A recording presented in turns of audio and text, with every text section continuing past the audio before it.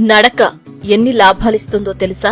నడకను బహుళార్థ సాధక వ్యాయామమని అంటారు. ప్రత్యేకమైన జంజాటాలేవీ లేకుండా ఎప్పుడైనా ఎక్కడైనా చేయటానికి వీలైన తేలికైన వ్యాయామం. దీనివల్ల కలిగే లాభాలు చూద్దామా?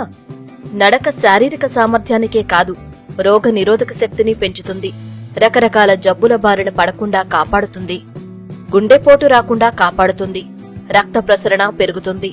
చెమట ద్వారా రక్తంలోని మలినాలు బయటకు పోతాయి.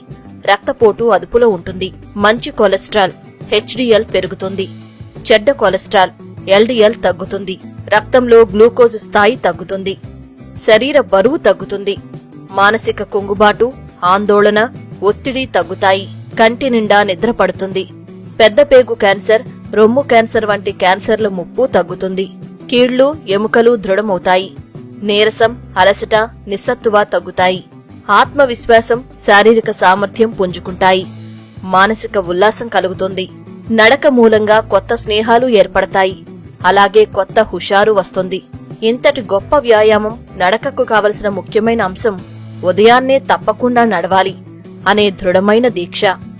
వాటికి తోడు తేలికపాటి షూస్, కాటన్ దుస్తులు ఉండాలి. పాలిస్టర్ వంటివి చెమటను బయటకు పోనేవు. కాబట్టి నడిచేటప్పుడు అవి వద్దు.